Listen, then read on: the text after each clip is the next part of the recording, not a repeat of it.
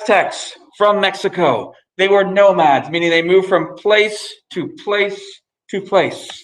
And they were nomads because nobody wanted them around. Now, can anyone think of a reason why people might not want the Aztecs around? Might be a reason why they would say, we don't really want you living here. Why do you think, Jude?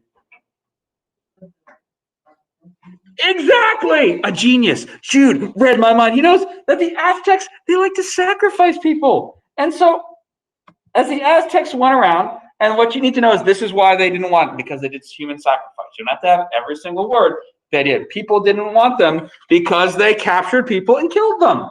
Jude's like, I'm sorry, Delicia, I do not want you as my neighbor because I do not want you to capture me and murder me, okay?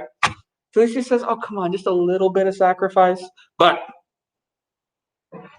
the Aztecs, not popular with their neighbors because of a little human sacrifice. But think about it. The Aztecs believed the sun would not rise if they didn't give blood to Huitzilopochtli. So what would you do if you had option A, sun doesn't rise, crops don't grow, everybody dies a cold, lonely, dark death? Or option B, you sacrifice. You're going to sacrifice, right? Iris is like, yeah, you don't have to tell me twice. I do lots of sacrifices. She's like, where's Violet? No, I'm kidding. All right. Now, typically the Aztecs would sacrifice with the neighboring tribes. This is, once again, is repetitive. So you need to have the ideas here, once again, because I don't want you writing every word because your hand will fall off. I mean, Joel had like 13 replacement hands last year because of it. Aztecs from Mexico. Aztecs, nomads. Aztecs, not wanted because of human sacrifice. See how easy that is? How quick? Now, what would always happen, and you don't really have to write this because we're going to talk about it, the Aztecs would get chased away. They'd stay in one spot, do a couple sacrifices, and get chased away. And so we get to a story about the Aztecs, how they found their home. Now, this story, it's a beautiful story. It's a story about a wedding, right? Everybody likes hearing a story about a wedding. The Aztecs, they finally found. Actually, let me get to the wedding in a second. The Aztecs, they are going to first go and make a deal. They are going to be mercenaries because the Aztecs, as we know, were very good at war and killing people. And so Eli said, I have people I want killed. Aztecs, work for me and go kill them for me. And so that's what they do. They were mercenaries. And, after they're done, Eli would then pay them somewhat. They'd say a little bit of land. Celeste would say, hey, I have people I need killed too. Aztecs, be my mercenary. Well, one day their payment was better than they could imagine. They said, Zaine, we're going to give you a home. And Zaine, who's been wandering around for years and years, she's so happy. Now, the small little fine print that people can't actually read in the contract was that this home was filled with poisonous snakes and it was really terrible land, but the Aztecs take it. They go and they have their homeland and it's so wonderful. And now we get to a wedding. They stay there long enough. They make a peace treaty. The Aztec prince was going to marry the Tepanec princess and it was going to be glorious. Now, with the wedding customs, this was going to be a very special wedding. The bride went early to the Aztecs before the festival so she could get prepared in the way that it had to go. Iris is seeing where this is going. And so the girl, she comes there. It's so exciting. It's her wedding day. She's expecting to get done up, like her hair and makeup, all that stuff. And she gets confronted by an Aztec priest. And this priest does what Aztec priests do. Takes her to the top of a pyramid, removes her heart, pushes her body down the pyramid steps. Standard human sacrifice. Everything you do on a regular Sunday, right? It's like, I don't know what Sundays you're going to, man. But it gets even crazier because this gets weird. The priest then, after having sacrificed the princess, because this is not going to go over well, but this is the Aztec religion, he takes the princess's skin off. and makes a princess costume out of her skin and then wears it. So Nora's so funny. She goes, "Yup, I knew it." And so the Tepanecs, they come. And now, let's face it, I have a little girl. I know one day I'm excited and terrified that one day my little girl is going to walk down that wedding aisle. I'm going to walk down with her, and it's going to be great. And, I'm sure that father is excited about giving his daughter's hand in marriage. But when he gets there, he finds the Aztec priest doing a dance wearing his daughter's skin. Crazy, right? Now, how do you think that daddy reacted? I'll get you in 1 second, Hayden. How do you think that daddy is going to act when he sees that his daughter has just been murdered? Is he going to be happy? Delicia shakes her head no. No. Yeah. Nora saying kill, kill, kill, kill, kill. Okay, so that king, he goes and gets his army, gets them in, and they chase the Aztecs out of there. He chases them, chases them, chases them, chases them until they find their home. This beautiful, lovely swamp. Yes, Hayden, sir. So basically, the Aztecs did early taxidermy with other people.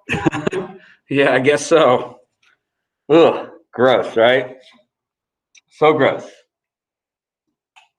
So the Aztecs get chased. They get chased all the way to a swamp, where the swamp, filled with mosquitoes, poisonous snakes, all this stuff. There seems to be no escape for them. But there, they see a vision. They see a cactus in the middle of that swamp. And on that cactus is an eagle. And that eagle is eating a snake. If anybody's seen the flag of Mexico, you'll see that right there. So I'll just go Mexican flag. We pull that up over there. Oh, gosh, golly, I hate how this thing works.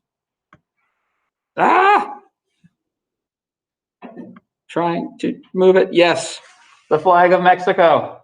Right there. A snake in an eagle's mouth. And that's where it comes from. That's what the Aztecs saw. And they saw that, and they say, this is a sign from Huitzilopochtli, which was their main god, that they will go and prevail. So the Aztecs make that swamp their home. Now, this right here, PowerPoint, it's got a lot of words. What you need to know is the Aztecs made their home in the middle of a swamp, and that it becomes one of the largest cities in the world. All right? So you need to know that the Aztecs will make their home in the swamp, and it becomes one of the largest cities in the world. It had a population of over 250,000 people, which I know someone right now is like, Mr. Kenny, there are cities with millions of people. And yes, now there are, when we have technology and stuff. Back then, 250,000 people, this was like literally in the top 10 cities of the world in population when it was. And they do all of this in the middle of a swampy lake. They're going to take wet ground and turn it into dry ground.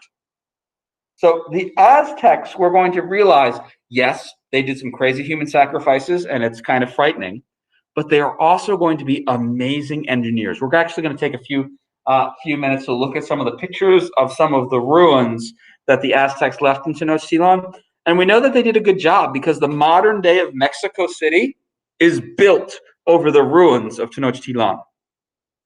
So there's actually literally spots in Mexico City where it's the ruins of this city from the medieval period, which is pretty cool. So yeah, so like I said, you don't have to copy down every word. You need to know, though, that they make their city, Tenochtitlan, in the middle of a lake, and that it has a tremendously big population. It's a huge city. Now, what would be the advantages of having your city in the middle of a lake? What would be the advantages of having your city in the middle of a lake? All right, start us off, Eli. You'd be protected. Yeah, protection. When Joel wants to attack, when the blade attacks, guess what? He can't get you very well. Mikkel says fish and water. That's right. You could always have a source of food. And actually something that 2K would be waterfowl, like ducks and other birds would be there. Fresh water, so you can always have a drink. What are some other advantages maybe? Delicia?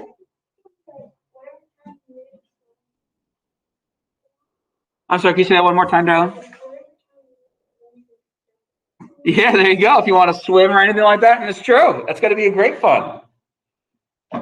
Raj is going to say what Mikkel was going to say. That's because Mikkel is just so brilliant, and so are you, Raj. Yes, Iris, my dear. Water to water plants.